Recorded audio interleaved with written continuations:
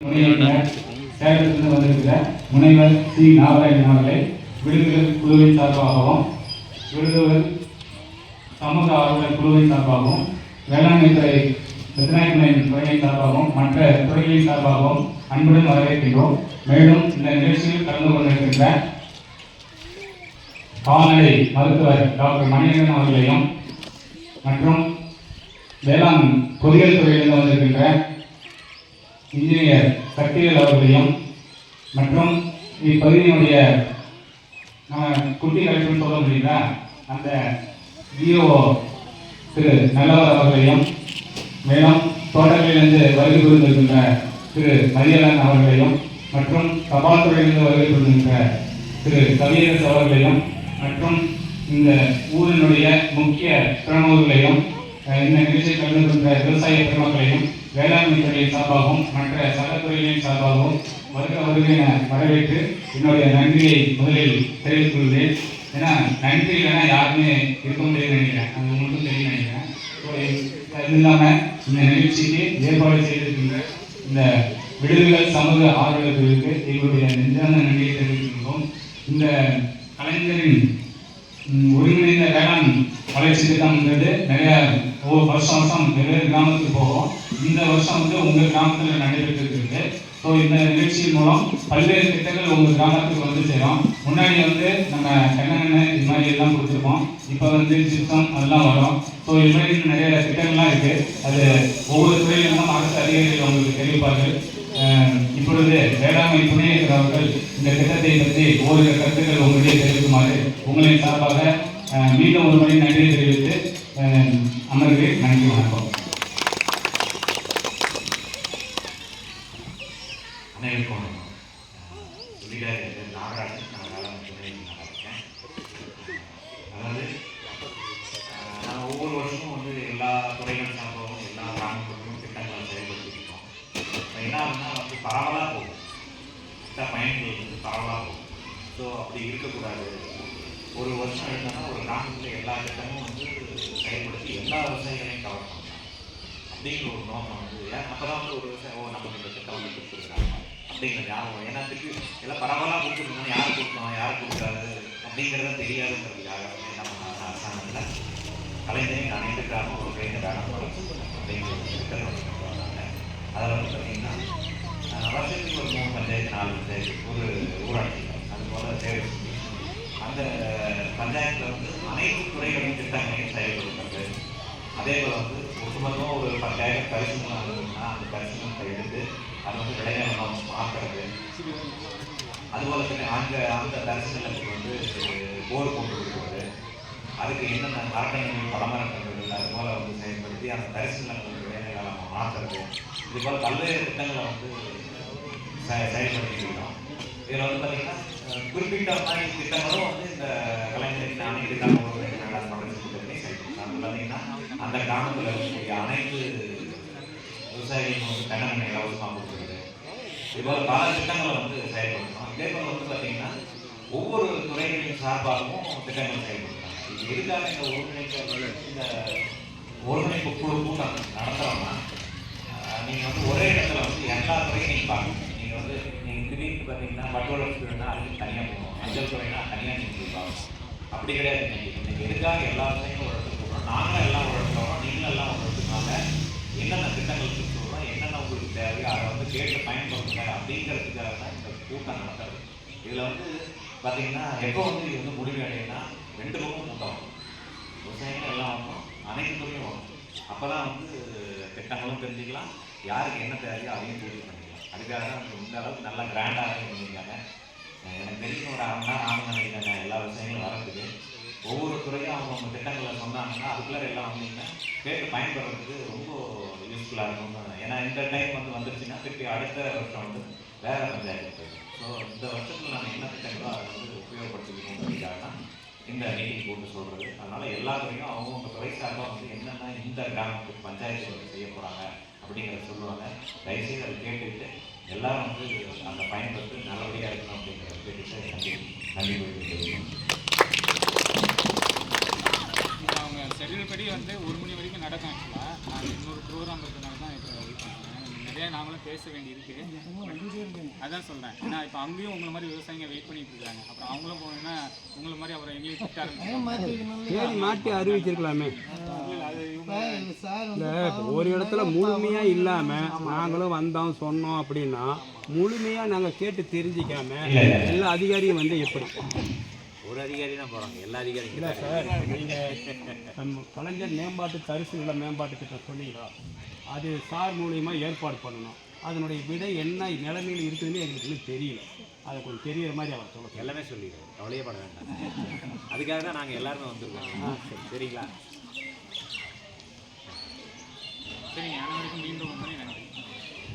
கால்நடைத்துறையிலிருந்து வகைப்படுத்தியிருக்கோம் கால்நடை மருத்துவர் திரு மணிகண்டன் அவர்கள் வந்து நம்மளோட சில கருத்துக்களை பகிர்ந்து கொள்ள கேட்கிறோம்.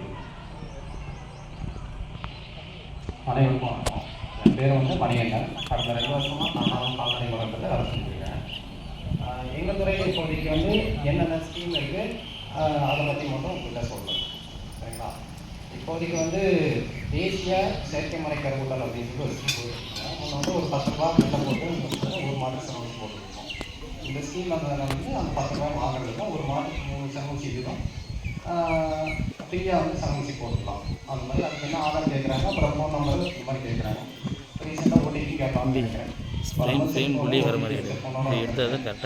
அப்புறம் நிறைய பேர் தாதுக்கு கேட்டுருக்கீங்க. இப்போ தான் ரீசெண்டாக வந்துருக்கு, ஒரு 2 நாள் தான் ஆகுது. தாதுக்கு வேணுங்கிறவங்க நம்ம வாங்கிக்கலாம். ஒரு குடும்பத்துக்கு 3 பாக்கெட் தான், 3 கிலோமீட்டர் வந்து ஆதார் கார்டு வந்து சொல்லி வாங்கிக்கலாம். அப்புறம் பார்த்தீங்கன்னா கண்ணுக்குடிக்கு வந்து 4 to 8 மாதம் வரைக்கும் இருக்க பெண் கிடாய்க்கு வந்து தடுப்பூசி போட்டுருக்குறோம். இந்த ப்ளூசெல்லாம் அப்படிங்கிற தடுப்பூசி போட்டுருக்குறோம். ஆள் பற்றாக்குறையாக நானும் அட்டன் பண்ணி தான் இருக்கோம். அதனால் ஒவ்வொரு ஊராக கொஞ்சம் கொஞ்சமாக வந்துட்டுருக்கோம். அதுக்கு வந்து ஆதார், ஃபோன் நம்பர் இதெல்லாம் வாங்கிட்டு பண்ணிகிட்டு இருக்கிறோம். மற்றபடி இந்த வெள்ளை கிழிச்சல் நோய் நம்ம ஏரியாவில் கொஞ்சம் அதிகமாக இருக்குது. நிறைய பேர் யாருமே யூஸ் பண்ண மாட்டேங்கிறீங்க. ஒவ்வொரு சனிக்கிழமையும் பார்த்தீங்கன்னா 10 மணிலேருந்து 12 மணி வரைக்கும் வெள்ளை கிழிச்சலுக்கு தடுப்பூசி போடுறோம். யாரும் பெரும்பாலும் யூஸ் பண்ணிக்கிறதே இல்லை. பெரும்பாலும் அந்த சனிக்கிழமை வந்து தடுப்பூசி போட்டுக்கோங்க. நிறையா கோழி 10 கோழி இறந்து போச்சு, 20 கோழி இறந்து போச்சு அப்படின்னு வராங்க. ஓடி யாரும் தடுப்பூசி போட்டுக்கிற மாதிரி தெரியல.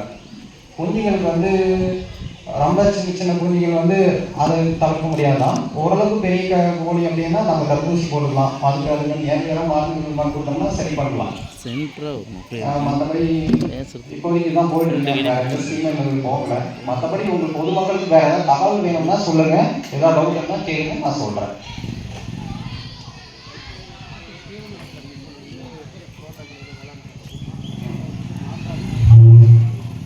ஐயா, எங்களுக்கு வந்து SFDS அப்படிங்கிற ஒரு ஸ்கீம் வந்து ஒரு 2 வருஷத்துக்கு முன்னாடி அது ஒரு ஸ்கீம் போட்டு அது வழியாக கொடுத்துட்டு இருந்தாங்க. ஒரு ஆஸ்பத்திரிக்கு ஒருத்தருக்கு 2 பேருக்கு இந்த மாதிரி வந்துட்டு இருந்துங்க. இப்போ போன வருஷமும் இந்த மாதிரி பேர் கேட்டாங்க. அது எப்படின்னா, இப்போ ஆஸ்பத்திரிக்கு ஒரு ரெகுலராக வந்துட்டு இருக்காங்க பார்த்தீங்கன்னா எனக்கு வேணும் உனக்கு வேணும் கேட்கறதுனால முன்னுரிமை பட்டியல் மாதிரி பேர் எழுதி வச்சுக்கிறோம். ஒரு வருஷத்துக்கு பார்த்தீங்கன்னா 20 பேர் 30 பேர் இந்த மாதிரி பேர் கொடுத்துட்டு போயிடுறாங்க. எங்களுக்கு வரது 1-2 தான் வருது. போன வருஷம் எழுதி கொடுத்தவங்களுக்கே இன்னும் வரல. சரிங்களா? அது ஒரு தடவை எழுதி கொடுத்தாவே 2 வருஷம் 3 வருஷம் ஆயிடுங்க. அப்படிங்கும்போது நீங்கள் உடனே கேட்டீங்கன்னா வந்து எங்களுக்கு தர முடியாத சூழ்நிலை. 1 வருஷத்துக்கு முன்னாடியே நான் பதிவு பண்ணியிருக்கேன். அதான் அந்த மாதிரி பதிவு பண்ணியிருக்கீங்க. முன்னாடி கொடுத்தவங்களுக்கே என்னால் தர முடியல. வந்தால் கண்டிப்பாக தரோம். சரிங்களா? 6 வயசு 1 ரூபா தரும். சரிங்களா? வேறு ஏதாவது டவுட் இருந்தால் கேளுங்க. ஹலோ, கால்நடை மருத்துவர் பார்த்தீங்கன்னா நம்மளோட இருக்காரு. நம்ம விவசாயத்துக்கு அடுத்தபடியாக நம்மளோட அதிகமாக செய்கிற தொழில் பார்த்தீங்கன்னா கால்நடை தான். நம்ம மாடு இல்லாத வீடு இல்லை, ஆடு இல்லை, கோழி எல்லாமே நம்ம வச்சுட்டு இருக்கோம். ஸோ இது வேளாண்மையில் மட்டும் வர வருமானம் இல்லாமல் இதுலேருந்து உபரி தொழில்களிலிருந்து வர வருமானம் தான் முக்கியமான வருமானம். அதனால நீங்கள் கால்நடை வளர்ப்பை பற்றி சார் இருக்காங்க, உங்களுக்கு என்ன வேணும் சந்தேகம் முகாம் நடத்துகிற மாதிரி கேளுங்க. இப்போவே அவர் வந்து பார்த்தீங்கன்னா இப்போ கண்டுபிடி வளர்ப்புல தாலுப்புகள் வந்துருக்குன்னு சொல்லியிருக்காரு. அது கிலோ ஒரு நபருக்கு 3 கிலோ வந்து தரலான்னு சொல்லியிருக்காங்க. இது மாதிரி என்ன பண்ணலாம்? எங்கள் செலவுச்சி முகாம் வந்து எங்கள் ஊரில் ஒரு கால்நடை பண்ண போகிறேன், ஏதாவது ஏற்பாடு பண்ணிக்கலாம்னு கேளுங்க. அல்லது ஏதாவது தடுப்பூசி முகாம் போடலான்னு கேளுங்க. இல்லை வேறு ஏதாவது திட்டங்கள் அரசு திட்டங்கள் என்ன இருக்குன்னு சொல்லுங்க. எங்கே வந்து யாரை பார்த்து கேளுங்க. ஏதாவது இன்ட்ராக்ட் பண்ணாதான் இவங்க அதிகாரிகள் வந்து சொல்ல கருத்துக்களை வந்து முழுமையாக அவங்களை வந்து சேரும். ஏன்னா அவங்க தொடர்ச்சியாக சொல்லிட்டே போவாங்க. நீங்கள் எதை உருவாக்கிட்டீங்க, எதை விட கேட்காம இருக்கீங்கன்னு தெரியாது. தயவு செய்து உங்களுக்கு என்ன திட்டங்கள் தேவைன்றதை நீங்கள் கேட்டால் மட்டும்தான் இன்னும் அதிகமான திட்டங்களை உங்களுக்கு தெரிஞ்சுக்கலாம். தயவுசெய்து வந்து அமைதியாக உட்காராம கேளுங்க. எல்லார் வீட்லையும் கால்நடை வச்சுருக்கோம். இப்போ வெயில் காலம் ஆரம்பிச்சு தடுப்பூசி அம்மை வச்சு தடுப்பூசி கண்டிப்பாக தேவை நமக்கு. கேளுங்க எல்லாரும் என்ன செய்யலாம், ஏன் செய்யலாம்னு கேளுங்க. இந்த மாதிரி முகாம் ஏற்பாடு பண்ணுற வரிகாலன்னு கேளுங்க. என்னவோ பேசுங்க. எங்கள் துறையாக இருக்கட்டும், பிற துறைகளாக இருக்கட்டும், காவல்துறையாக இருக்கட்டும், உங்களுக்கு தேவை என்னன்னு சொன்னீங்கன்னா அதுக்கு மாதிரி நாங்கள் பேச முடியும். தயவுசெய்து எல்லாரும் பேசுவோம்.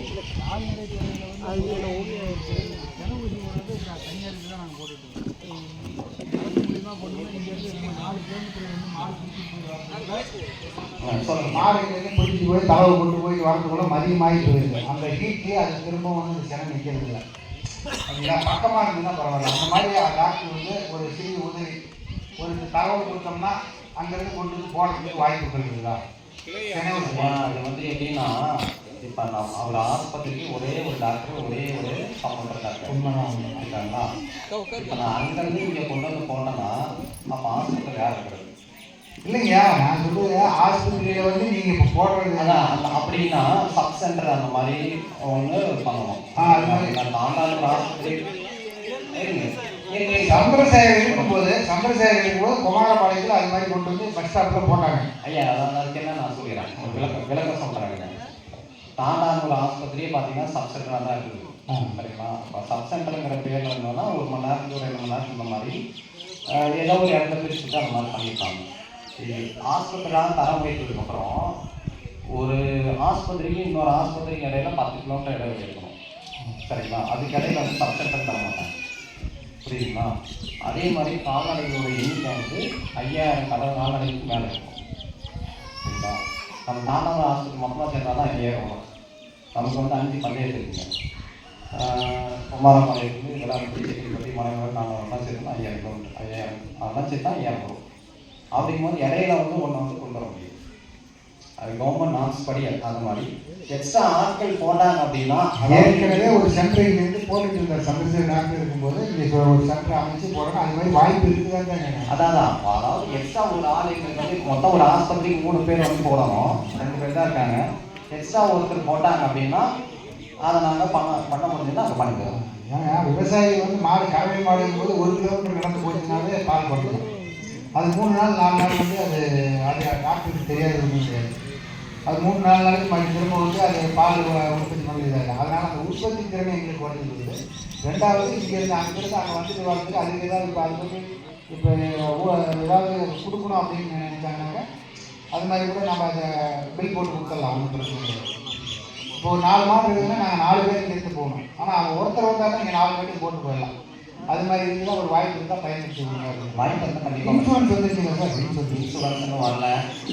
அதுவும் இன்சூரன்ஸ் பற்றி எப்படி சொல்லணும்னா ஒரு ஆஸ்பத்திரிக்கு 20-30 அது 20-30 வரதே பெருசு. 20 தான் லாஸ்ட் வந்தால் வாய்ப்பு அதே தான். போன தடவை யார் முன்னுரிமையில் வந்து எழுதி கொடுத்தாங்களோ அவங்களுக்கு நாங்கள் அம்மா போட்டு கொடுத்துருக்குறோம். இப்போ உங்கள் மாட்டுக்கு பண்ணியிருக்கோன்னா திரும்ப எனக்கு வேணும் அப்படின்னு கேட்குறீங்க. அப்போ நாங்கள் பண்ணும்போது பார்த்தீங்கன்னா ஏன் ஒரு ஊருக்கு மட்டும் பண்ணுறீங்க 2வது ஊருக்கு பண்ண மாட்டோம் அப்படின்னு எல்லாரும் கொடுக்க முடியல. அவ்வளோதான். ரொம்ப கம்மியான அளவில் வருது. கொஞ்சம் வரைக்கும் எல்லாத்தையும் பண்ணிக்கலாம். சரி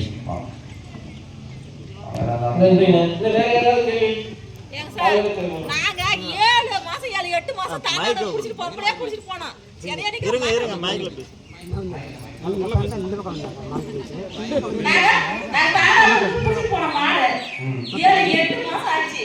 எங்களால முடிஞ்ச அளவுக்கு பார்த்தோம். அந்த வெளியே போட்டு பார்த்தா அவங்க அந்த பேனாக முடிச்சிடணும். ஒண்ணு வேலையா மாட்டேன் நான் விட்டுட்டேன். இப்போ ஒரு கட்டிட்டு தான் இருக்குது. 2 பாட்டு வச்சுட்டு நிறைய காரணங்கள் இருக்குங்கம்மா. அதாவது செட் பண்ணுறதுல இருக்கலாம், ஹார்மோன் பிரச்சனை இருக்கலாம், அந்த கழுத்தில் சமச்சி போடாமல் இருக்கலாம். இந்த மாதிரி நிறைய பிரச்சனைகள் இருக்குது. மனிதர்களுக்கு எந்த அளவுக்கு பிரச்சனை இருக்குது அதே மாதிரி மாடுகளுக்கு நிறைய பிரச்சனை இருக்குது. ஒவ்வொன்றா கண்டுபிடிச்சா சரி பண்ண முடியும். நீங்கள் ஒரு நாள் வருவோம் திரும்ப 20 நாள் விட்டுருவோம். அந்த மாதிரி நீங்கள் வேறு என்ன பிரச்சனை அப்படின்னு தொடர்ந்து நீங்கள் வாங்க. எனக்கு இது மாதிரி சண்டை பிடிக்கிறீங்க. நீங்கள் ஒரு நாளைக்கு 10 மாடு 20 மாடு வருதுன்னு வச்சுக்கோங்க. ஒவ்வொரு மாதம் என்ன ஞாபகம் வச்சுக்க முடியாது, என்ன பிரச்சனை ஞாபகம் வச்சுக்க முடியாது. நீங்கள் போன தடவை வரும்போது இந்த மாதிரி சொன்னீங்க அப்படின்னு நீங்கள் அடுத்த தடவை வரும்போது சொன்னீங்கன்னா அந்த தடவை வெளியே பண்ண முடியும். நீங்கள் தொடர்ந்து வந்து ஊசி மட்டும் போட்டுட்டே போயிருந்தீங்கன்னா எனக்கு தெரியும். உங்கள் மாடு 7 தடவை வந்தாலும் எனக்கு தெரியும், 10 தடவை வந்தாலும் எனக்கு தெரியும். சார் நாங்கள் தொடர்ந்து தான் வந்துட்டே இருக்கோம். நம்ம பருவம் வந்தால் வந்தீங்க தப்பு சொல்லலை. வந்தீங்க அப்படின்னா எனக்கு இந்த மாதிரி 2 தடவை போட்டோம் 3 தடவை போட்டோம் சேலஞ்ச் இல்லை, இதுக்கப்புறம் நேற்று என்ன பண்ணலாம் அப்படின்னு கேட்கணும். நீங்கள் மாடு ஊசி போட்டு போகிறீங்க எனக்கு எப்படி தெரியும்? 10 தடவை வந்து எனக்கு தெரியும் இல்லையா? மனிதர்களாக சரி கால்நடைகளாக சரி ஒண்ணுதான். நம்ம கருவுறாதவங்களை எப்படி ஒரு மருத்துவத்துக்கு தொடர்ச்சி அவங்கள கண்காணிச்சு ஆரம்ப நிலையிலேருந்து கடைசி நிலை வரைக்கும் ஒரு படிப்படியாக டெஸ்ட் பண்ணி கொண்டு போகிறோமோ சேம் கால்நடைக்கும் அதே தான். ஒரு நாள் கொண்டு போய் ஊசி போட்டு வந்துடும், அடுத்த நாள் போட்டு வந்துடும், ஒரு மாதம் கழிச்சு திரும்பி போகிறோம், திரும்பி வந்துடுறோம். டாக்டர்கிட்ட வந்து தெளிவாக நம்ம சொல்லணும், சார் இந்த மாதிரி எனக்கு இன்னும் வந்திருக்கோம், இது 2வது முறை கொண்டு வந்திருக்கேன், 3வது முறை கொண்டு வந்திருக்கேன், இதுக்கு என்ன பண்ணால் கருவுரை செய்யலாம் அப்படின்னு சொல்லிட்டு நம்ம தான் விளக்கம் சொல்லி கேட்கணும். மனிதர்கள் நம்மளையே டாக்டர் என்ன அந்த கேள்வி கேட்டுட்டு இருக்காங்க. கால்நடைக்கு நம்ம என்ன பண்ண முடியும்? கேட்டோம்.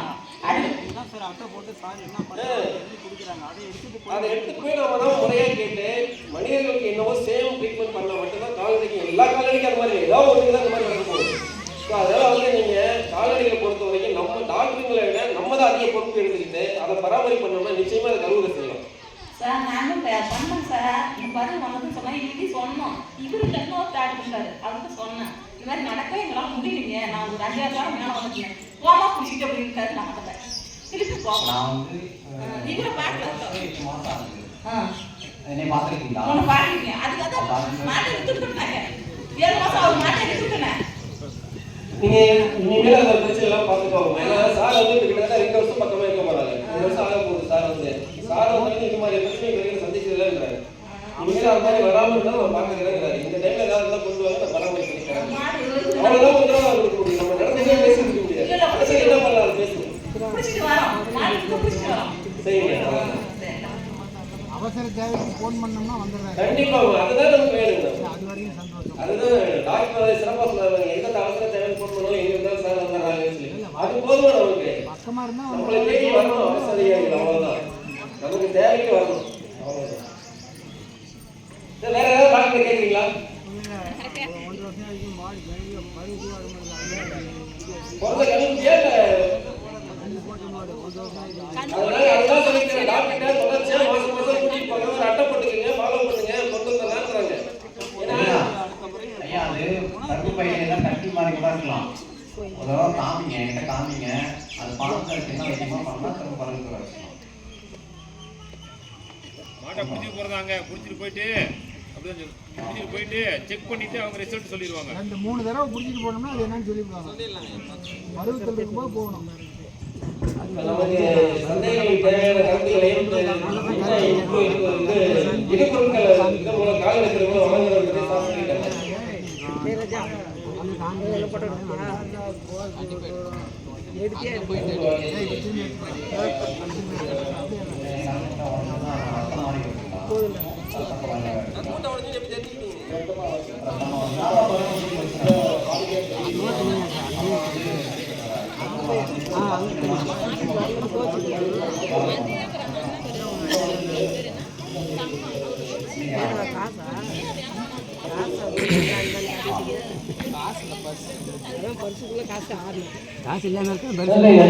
இப்ப டாக்டர் சொல்லியிருக்காரு, இந்த தாது உப்புகள் கட்டி கொடுப்பாங்க, அது என்ன வந்து வாங்கிட்டு வந்து கேட்டுக்கங்க. அடுத்தது சிலபஸ் வந்து சார் எப்போ போறாங்க டேட் கேட்டுக்கங்க. அதுக்கு வந்திருக்கு ஒரு 2 நாள் கழிச்சு பண்ணுவாங்க.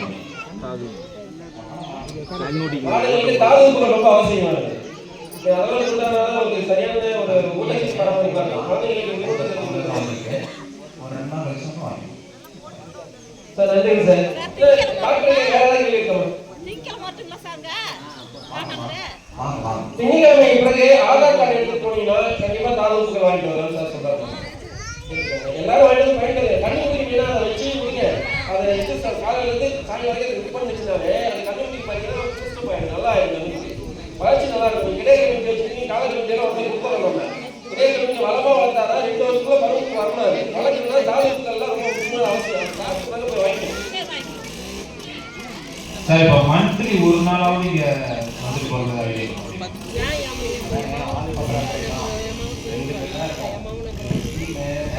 எல்லாமே போயிட்டு இருக்கு. முடிஞ்ச ட்ரை பண்ணுறோம். இப்போ மக்கள் என்ன டவுட் கேட்குறாங்கன்னா, இவ்வளோ தூரம் எங்களால் பிடிச்சிட்டு வர முடியல, போனால் ஒரு பொழுது போயிடுது, ஸோ அப்போ அங்கே விவசாயம் டைம் பாதிக்கப்படுகிறதுன்ற மாதிரி பேசுகிறாங்க.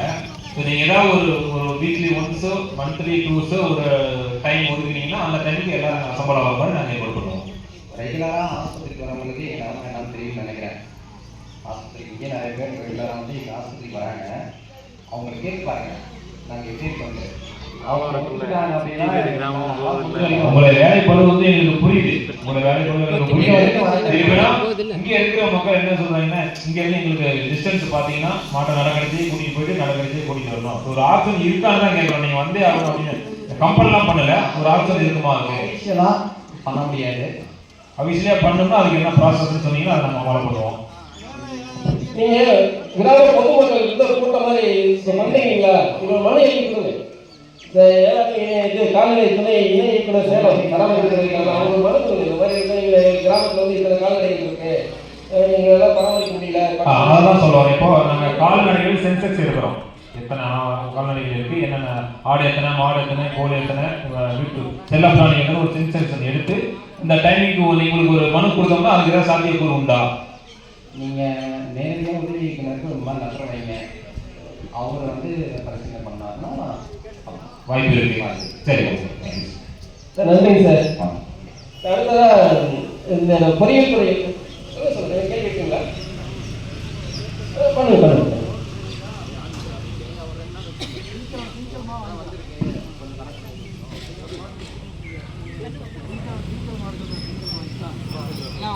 நிகழ்ச்சிக்கு பெரிதும் உதவிய கிராம ஊராட்சி பிரதிநிதி அவர்களுக்கு நினைவு பரிசு வழங்குகிறார்.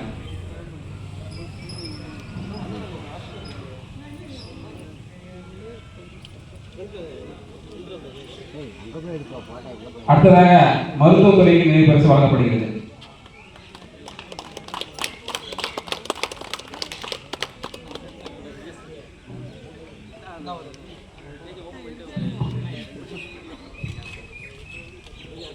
அடுத்ததாக மருத்துவத்துறைக்கு நினைவு பரிசு வழங்கப்படுகிறது.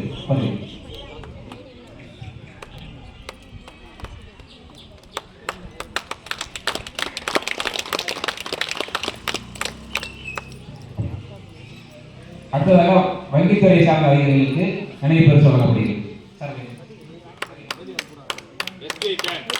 SBI bank Vellore.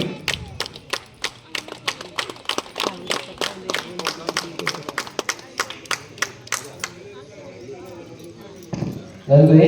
அடுத்ததாக பொறியியல் இருக்காங்க சார், அவங்க வந்து நம்மளோட சில கருத்துக்களை பதிவிட்டாங்க.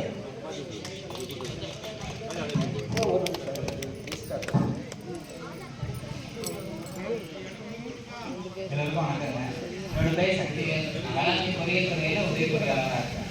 வேளாண்மை பொறியியல் துறையில் பார்த்தீங்கன்னா களை எடுக்கிற மிஷின் வந்து அறுவடை இருக்கிற வரைக்கும் எல்லாமே கொடுத்துருக்கோம். ஹலோ, இந்த மிஷினரிஸ் எல்லாமே பார்த்தீங்கன்னா சிறு விவசாயிக்கு 50% மானியத்திலும், பெரு விவசாயி 40% மானியத்திலும் கொடுத்துருக்கோம். இதில் பார்த்தீங்கன்னா முக்கியமாக இந்த களை எடுக்கிற மிஷினு, பவர் டில்லர், ஒருத்தருக்கு யாராவது கேட்டால் சாப்பிட்டு கேட்டீங்க, மாட்டு தீவனம் கட் பண்ணுறது, அதுவும் நம்ம கொடுத்துருக்கோம். ஆமாம்.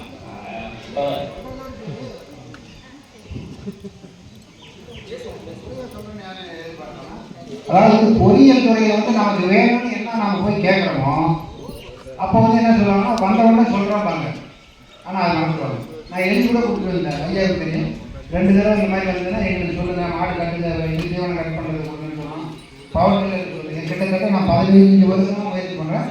ஒன்று. 2வது வந்து விவசாயிகளுக்கு கொடுக்குறேன்னு சொல்கிறாங்க. சிறு விவசாயி, குறு விவசாயிகளுக்கு இந்த பலன் எதுவுமே கிடையாது. குறு விவசாயிகள் போய் கேட்கணும். அந்த பைப் லைன் போட்டு சொல்லுறது கொடுக்குறாங்க. என் பேரில் இருக்கிறது 80 சென்ட், என் மனைவி பேரில் 80 சென்ட், 70 சென்ட் இருக்குது. இதை போய் சொன்னோம்னாக்கா நீங்கள் வந்து பணம் கட்டி தான் வாங்கிக்கணுங்கிறாங்க. இது எதுக்கு அது அரசாங்கம் வந்து செய்யணும்?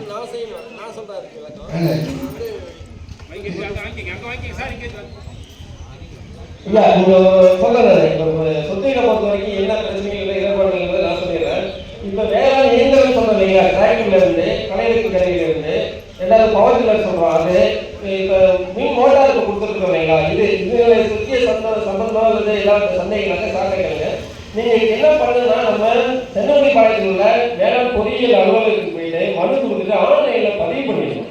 பதிவு பண்ணிட்டு அவர்கள் மறந்துடக்கூடாது. மாசம் ஒரு தடவை அவங்க பார்க்கணும். ஏன்னா ஸ்கீம் அவர்கள் வந்து நம்ம இந்த வட்டாரத்துக்கு உள்ள 47 வருவாய் கிராமத்துக்கு 36 பஞ்சாயத்து இருக்கு. இதுக்கு அலாட் பண்ற வெயிட் பார்த்தீங்கன்னா 10-15 வரும். இத்தனை கிராமத்துக்கும் இத்தனை பஞ்சாயத்துலையும் இன்னும் நான் ஓப்பனா சொல்லக்கூடாது. சில அரசியல்வாதிகள் சில தொடர்பு அவங்க மூலியமா கொடுக்குறாங்க. இல்ல இதுதான் உண்மை. எல்லாமே இருக்கு. விவசாயிகள் ஒரு 10 பேர் வச்சுக்கிறாங்க ஒரு கிராமத்துல. அவங்க 10 பேர் யாரை கைய மாட்டாங்களோ அவங்களுக்கு கொடுக்குறாங்க. இல்ல அது தனி மனிதனா போய் போராடி கேட்டோம்னா அந்த கைமொழிகளுக்கு அந்த வாய்ப்புகள் இழக்கப்படுகிறது. ரெண்டாவது என் காலத்திலே வந்து சொட்டுநீர் பாசனத்துக்கு 3 பேர் வந்து பார்த்தாங்க. மருமகளும் மாமியாருக்கும் மருமகளுக்கும் 1:35 இருக்குதுங்க, ஒன்று போட்டு கொடுங்க அப்படின்னு சொல்லுவாங்க. செஞ்சிடலாம் சார் அப்படின்னு போனாங்க. திரும்ப போய் கேட்டோம்னாக்கா அந்த வாய்ப்பே இல்லை. போன் வருது, ஒரு 8 நாளைக்கு ஒரு தடவை சார் நான் சொட்டுநீர்லேருந்து பேசுகிறோம், உங்களுக்கு போட்டுக்கிறீங்க? ஆமாம் போட்டுக்கிறோம். இந்த மாதிரி ஒரே சேவை நம்பரில் மாமியாருக்கு பாதி மருமகளுக்கு பாதி இருக்குது. அதை புத்தகம் மாதிரி ஒரு முச்சிரி கூட எழுதி கொடுக்க சொல்கிறோம். 1 ஏக்கருக்கு போட்டு கொடுங்க, எங்களுக்கு புரிய சிறு விவசாயம் இல்லைங்க, நீங்கள் 12,000 பணம் கட்டணும், 40,000 பணம் கட்டணும் அப்படின்னு சொல்லும்போது அவருடைய மொத்த வேலையில் 40,000 கூட வராது இருக்குது. பைப்பு போட்டுருக்கணும், அதை வந்து ஏற்பாடு பண்ணி தர மாட்டேங்கிறாங்க சொட்டுநீர் பாசனத்துக்கு. அதே மாதிரி இந்த வேளாண் பொறியியல் துறையை வந்து விவசாய கருவிகள் தராங்க, பவர் ஸ்ப்ரேயருக்கு எழுதி கொடுத்துருக்கேன் சார். 50,000 கொடுத்து நான் வேற பவர் ஸ்ப்ரேயர் வாங்கிட்டு வந்த பிற்பாடு ஐயா சொன்னார், ஐயா நம்ம ஊருக்கு வந்துருக்குங்க எழுதி கொடுங்க. ஐயா எனக்கு ஒன்று எழுதுங்க. அம்மையோட சரி இன்னை வரைக்கும் அதுக்கு ஒரு வாய்ப்பே கிடையாது.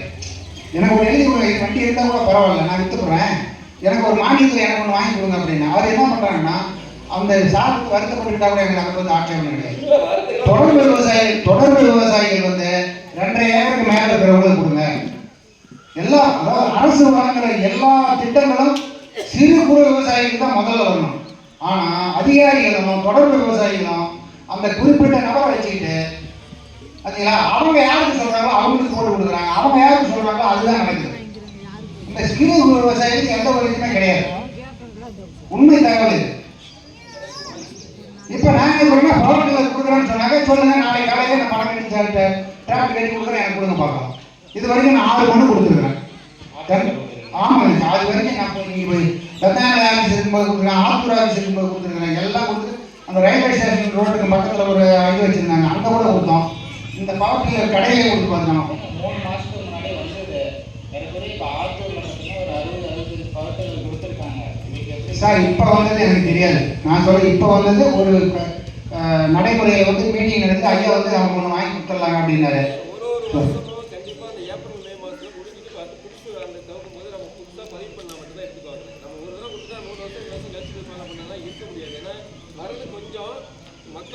இல்லைங்க, நான் தபால் கொடுக்குறோம்ல அதுக்கு ஒரு ரிப்ளை கொடுத்துடலாம் சார். உங்களுக்கு வந்து மனு வந்து பரிசீலனை பண்ணிச்சு உங்களுக்கு இந்த வருஷம் மறு அடுத்த வருஷம் கொடுக்கணும் ஒரு ரிப்ளை ஒரு வாங்கி சார். காது போட்டால் எங்களுக்கு வந்து தகவல் தெரியும். கொடுக்குற மனுவுக்கு ரிப்ளை என்னன்னு தெரிய மாட்டேங்குது. இப்போ உங்ககிட்ட வந்து நீங்கள் வந்து உங்கள் அலுவலகத்தில் வந்து இந்த கிருஷ்ணாவரம் மீட்டிங்கில் இதில் போட்டிருந்தாங்களா? அப்போ வந்துருந்தீங்களா நீங்கள் உங்கள் அதிகாரிங்க? கிருஷ்ணாவரம் மண்டபத்தில் ஒரு தடவை போட்டிருந்தாங்க.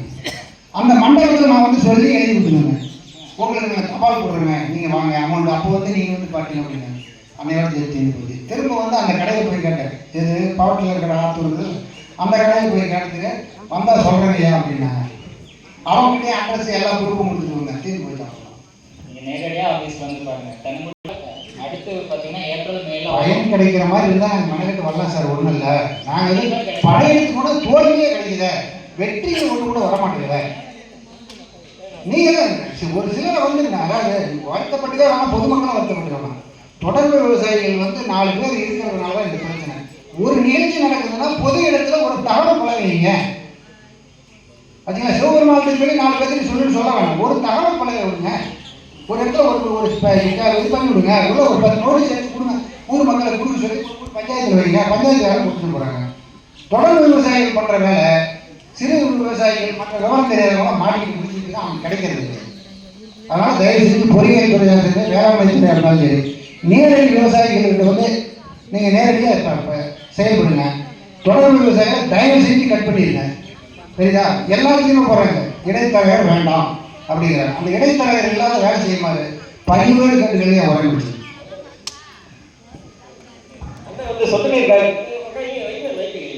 சொட்டுநீர் கேட்டீங்க, ரைட். அது வந்து 1 ஏக்கருக்கு குறைவா முன்னாடி வந்து பங்களிப்பு தொகை இருக்கு, நம்ம செலவு பண்ண வேண்டியது. இப்போ 1 ஏக்கர் முழுசாக செலவு என்னன்னா 56,000 ஒரு ஏக்கர் கொடுக்குறாங்க. அது அவங்க வந்து 2,000 1,500 ரூபாய்க்கு மேலே செலவுனா 1 ஏக்கர் குறைவா 1 ஏக்கர் மேலே உள்ளவங்க குறைஞ்சது 10-15,000 செலவு பண்ண வேண்டியது. ஏன்னா அவங்களுக்கு அரசுல இருந்து போகக்கூடிய பொருட்கள் எண்ணிக்கை குறைஞ்சிடும். உண்மைதான் சார். இப்போ 1 ஏக்கர் குறைவா இருக்குதுங்க. இப்போ 75 சென்ட் ஆகிருக்கு, 80 சென்ட் இருக்குது, மீதி 20 சென்ட் தான் டிஃபரெண்ட். பார்த்தீங்களா? அதே மாதிரி ஒரே சார் எடுக்கணும், மாமியார் மருமகன் 2 பேர் 2 ரேஷன் கார்டு கார்டு தனி தான், ஒரே கார்டு அல்ல. அரசு சட்ட அந்த இதை வந்து நீங்களும் வந்து அரசுக்கு புரிய வைக்கணும். யார் இந்த செயல்படுற அதிகாரிகள் வந்து சார் இந்த மாதிரி சிறு விவசாயிகள் வந்து இதில் வந்து யாருமே பயன்பெற முடியல, இதுக்கு ஏதாவது ஒரு வாய்ப்பு கொடுக்கணும். உங்கள் மீட்டிங் இப்போ நான் உங்ககிட்ட கேட்குற மாதிரி நீங்கள் அங்கே கேட்கணும். ஏன்னா எங்களை வந்து என்ன பண்ணுறது ஃபஸ்ட்டாக போகிறது கூட மறந்துருக்கு. இல்லை கொஞ்சம் தலைமை நான் சொல்கிறேன், ஏழ்மையில் இருக்கிறவனை மேலே தூக்கி கொடுங்க, நடக்க முடியாதவனுக்கு கை கொடுங்க. அதுக்காக இந்த கூட்டமே இல்லை இல்லை கூட்டம் சிறப்பாக பண்ணுறாங்க. ஊர் நல்லா பூஞ்சிருக்கிறது இல்லைங்க. அதான் எங்களுக்கு எதுவுமே கிடைக்கல, நாங்கள் போய் என்ன பண்ணுறோம் அப்படிங்கிற மாதிரி தான். உண்மைதான் சார். நீங்கள் தயவு செஞ்சு நான் என்னை வந்து நீங்கள் ஏற்பாடு பண்ணுறாங்க. ஆனால் உங்களுடைய பங்களிப்பு ஒரு ஏக்கர் போட்டாலும் ஒரு கேட் சரி 70 சென்ட் இருக்கிறதுக்கு 30 சென்ட், ஒரு ஏக்கருக்கு 70 சென்ட் கண்டிப்பாக பங்களிப்பு தொகை அதிகமாக வரும். எவ்வளோ வரும்? அது நாங்கள் கால்குலேஷன் உங்கள் வயலில் வந்து போட்டுட்டு தான் வரும் சார். நான் சொல்ல ஒரு ஏக்கருக்கு 55,000 ரூபா மானியமா? அப்போ 7 35 அந்த மாதிரி ஒரு 10 சென்ட் உள்ள குறைச்சி கொடுத்துருக்கோம். அப்படி இல்லை, எப்படி கால்குலேஷன் சொல்கிறாங்க? ஒரு ஏக்கருக்கு ஒரு கேட் வால்வு பைப்புனா அந்த 75 சென்ட்டுக்கு அதே தான். ஆனால் டோட்டல் பட்ஜெட் பார்க்கும்போது 56,000 போடுற கால்குலேஷன் வந்து எனக்கு சொன்னே கம்மி. அரசுக்கு மூலம் கொடுக்கலாம்னு எங்களுக்கு அப்ளிகேஷன் கேட்பாங்க. தயவுசெய்து எந்த கம்பெனிக்கு அரசு கொடுத்து தேவைறாங்க. வேளாண் அலுவலகம் நமக்காக இருக்குது. நீ நேராக ஆஃபீஸ் வந்து டாக்குமெண்ட் வாங்க, எங்கள்கிட்ட கொடுத்தீங்கன்னா நாங்கள் கம்பெனிகளை கொடுத்து ஃபாலோ பண்ணி என்ன நடக்குதுன்னு ஒன்று ஸ்டெப் பை ஸ்டெப்பாக அவங்க பேச முடியும். இன்னைக்கு அவன் டிலே பண்ணுறான்னா நீ ஏண்டா கொடுக்கல, இல்லைன்னா உங்கள் கம்பெனி லைசன்ஸை ரத்து பண்ணி சொல்லி நேரத்தை அடுத்த அவங்க வயலில் வந்து நிற்பான். ஆனால் நீங்கள் நேரடியாக கொடுத்ததுக்கப்புறம் அவங்க கெஞ்சிக்கலாம் இருக்கிறாங்க, எல்லாம் பெற்ற முடியாது. தயவுசெய்து ஏமாற்ற வேண்டாம், பார்த்துக்கிறேன். ஏன்னா அடுத்தது வேலை பொறியியல் துறை கூட என்னென்ன இந்த இயந்திரங்களை பொறுத்த வரைக்கும் கண்டுபிடி பணிகள் அலுவலகத்துக்கு வந்து மனு கொடுத்துட்டு அதை ஆன்லைனில் பதிவு பண்ணணும். இன்க்ளூடிங் கொட்டேஷனே அதை இணைக்கணும். ஐயா ஒரு தயவு பண்ணுறான், ஆன்லைனில் பதிவு பண்ண தெரியல எங்களுக்கு. அதுக்கு ஈஸியாக மையத்துக்கு போகிறதில்ல, இது பண்ணுறது. அங்கே அதிகாரிகிட்ட வரணும்னா அங்கேயே வந்து பதிவு பண்ணி சொல்லணும். ஒரு இது ஆன்லைனில் பதிவு பண்ணி, ஏன்னா ரெக்கார்டு கேட்கறதுனால கொடுத்துட்றோம், அது பண்ணி கொடுத்துருவோம். சார் அது ஓகே சொல்றாங்க. மனோவாத ஆஃபீஸ் வாங்க பண்ணி கொடுத்துருவோம்.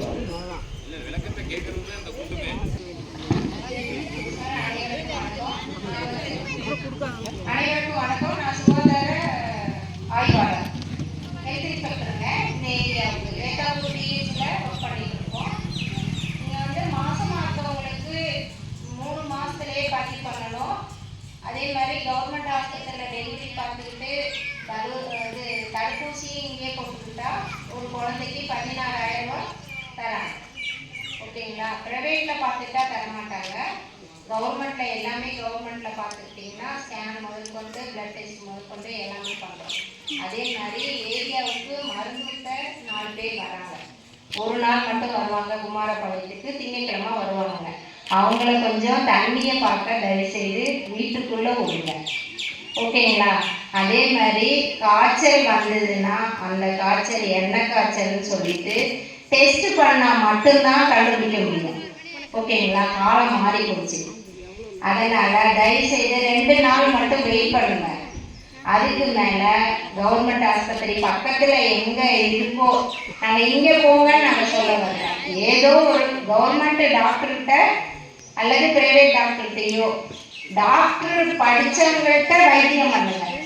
ஓகேங்களா? நீங்கள் போகிறீங்க, மெடிக்கலில் மாத்திரை வாங்கி சாப்பிட்றீங்க, அவங்க அந்த நேரத்தில் ஒரு ஊசியை போட்டுடுறாங்க, அது 2 நாள் தாங்குது. 3ஆம் நாள் வைத்தியம் பண்ணும்போது அவங்களுக்கு இப்போ டெங்கு காய்ச்சல்னா அதனுடைய அணுக்கள் வந்து ரொம்ப குறைஞ்சி போகுது. இப்போ நம்ம இவ்வளோ தூரத்தில் இருப்போம் இல்லைங்களா? அந்த அணுக்களை சரி பண்ண ஆனால் எல்லாமே விவரம் தெரியுது, ஆனால் நம்ம செஞ்சுக்கிறது இல்லை. அதே மாதிரி எங்கள் மக்களை வந்தால் கொஞ்சம் பார்க்க விடுங்க. காய்ச்சலாம் முன்னாடியே கண்டுபிடிச்சி எங்களுக்கும் தகவல் சொல்லுங்கள், நாங்களும் வந்து பார்க்குறோம். ஓகேங்களா? உங்ககிட்ட அனுமதி வாங்கிக்கிட்டு நாங்கள் எப்படி போய் பார்த்தா சேலத்தில் பார்க்க முடியும்? சரி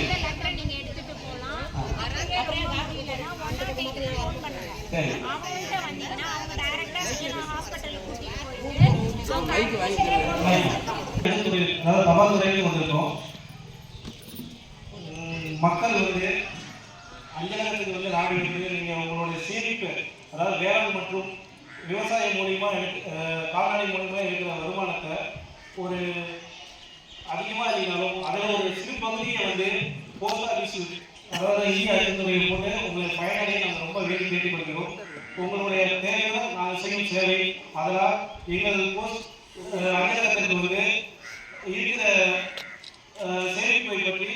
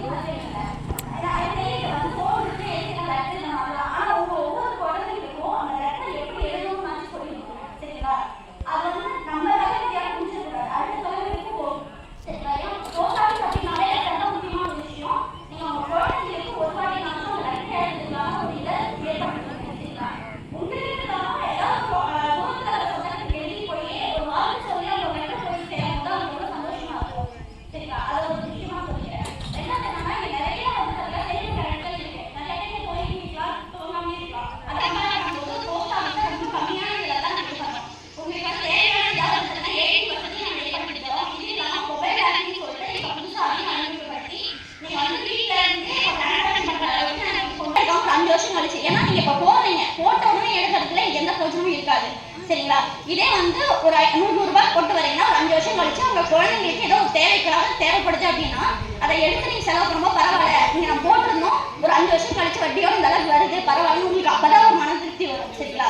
அடுத்து எத்தனை வீட்டுல வந்து பாத்தீங்கன்னா பெண் குழந்தைங்க 10 வயசுல பெண் குழந்தைங்க இருக்காங்கன்னு தெரியல. உங்க பக்கத்துல இருந்தாலும் சரி, உங்க வீட்டு பக்கத்துல உங்களுக்கு தெரிஞ்சவங்க இருந்தாலும் இந்த விஷயத்த சொல்லுங்க. 10 வயசுக்குள்ள பெண் குழந்தைங்களுக்கு செல்வ மகள் சேமி திட்டம் ஒரு விஷயம் இருக்கு சரிங்களா. அது எப்படின்னா நீங்க 250 ரூபாயில இருந்து 1.5 லட்சம் வரைக்கும் எவ்வளவு வேணா வருஷத்துக்கு போடலாம். 15 வருஷம் போறதுன்னா நீங்க மாசம் போடணும்னு அவசியமே இல்லைங்க சரிங்களா. கையில காசு இருக்கும் போது எப்ப வேணா நீங்க போட்டுக்கலாம் சரிங்களா. இப்படி போடும்போது நீங்க வந்து அந்த 15 வருஷத்துலயே நீங்க அந்த பாப்பாவுக்கு ஒரு 50,000 போட்டா கூட போதுங்க. 50,000 இந்த மாதிரி 15 வருஷம் போட போறீங்க, 50,000 கணக்கு வச்சா கூட 1.5 லட்சம் வரும். கிட்டத்தட்ட 3 மடங்கா கிடைக்கும். நான் வந்து விளையாட்டுக்காக சொல்லல, ஏதோ சொல்லணும்னு வாய் வார்த்தையே அடிச்சேன்னா விடல. கிட்டத்தட்ட 8% வட்டி சரிங்களா. ரொம்ப ரொம்ப அதிகமான வட்டி பெண் குழந்தைங்களுக்கு இருக்கு. நீங்க இப்ப வந்து பாத்தீங்கன்னா 15 வருஷம் வரீங்க, ரொம்ப பெருசா இருக்கு அப்படின்லாம் நினைக்க வேணாம். ஏன்னா 18 வயசு முடிச்ச உடனே அவங்களுக்கு படிப்பு செலவு அப்படின்னா பாதி பணமும், இதே திருமண செலவுக்கு முழு பணமும் நம்ம எடுத்து தந்துருவாங்க சரிங்களா. எந்த வித கவலைப்படுத்தல. ஏன்னா நீங்க போய் அலையணும், இப்பதான் சொன்னீங்கல்ல ஆன்லைன்ல போய் நான் எழுதி தர முடியாது அப்படி இப்படின்னு சொல்லிட்டு அவ்வளவு தூரம் அலைய முடியாதுன்ட்டு. பக்கத்துலயே இங்க இவ்வளவு தூரத்துல போஸ்ட் ஆஃபீஸ் இருக்கு, அதுல இருக்க ஒரு விஷயத்த நீங்க பயன்படுத்திக்கோங்க தான் நான் சொல்றேன் சரிங்களா. ஏன்னா நீங்க வந்து அங்க வந்து ஃபார்ம் எழுதி தர தேவையில்ல, உங்களுக்கு வந்து தேவையான இது எதுவுமே நாங்க பண்ணி தரதில்ல. நீங்க வந்து கையெழுத்து போட்டு தேவையான ஆவணங்கள் Aadhaar card, PAN card, photo இதை மட்டும் கொடுத்தீங்கன்னா போதும். உங்களுக்கு நாங்க டக்கு டைட்டு நல்லா பண்ணி உங்க புக்கையும் நாங்க கையில கொடுத்துறோம். இதுக்கு மேல உங்களுக்கு என்ன தேவைப்படுது சொல்லுங்க. நீங்க வந்து உங்களால வந்து போட முடியல அப்படின்னாவே டெய்லி அவர் வந்து நம்ம ஆனந்தமே உங்க ஒவ்வொரு வீட்டுக்கும் வந்து தபால் கொடுத்துட்டு தான் இருக்காரு. அவர்கிட்ட என்னங்கன்னா கொஞ்சம் இதை போட்டு தாங்க. ஏன்னா உங்களுக்கு நம்பிக்கை இல்லாம இத்தனை வருஷம் 25 வருஷம் போடுவோம். இப்ப எனக்கு வந்து பசங்க இருக்காங்க, நான் அவனுக்கு போடணும் அப்படின்னு நினைச்சீங்க அப்படின்னா கண்டிப்பா அவங்களுக்கு போடலாம். இதே பசங்களுக்கு மட்டும் தானே அப்படின்னா அப்படிலாம் இல்லை. 10 வயசுக்கு மேல இருக்கிற பெண் குழந்தைங்களுக்கும் பசங்க யாரு எத்தனை வயசு இருந்தாலும் சரி அவங்களுக்கு வந்து இந்த 15 வருஷம் ஸ்கீம் வந்து செயல்படி ஆகும் சரிங்களா. நீங்க போட்டுக்கலாம். இதுக்கு இனிஷியல் அமௌண்ட் 500 ரூபாய் தாங்க. அதே மாதிரி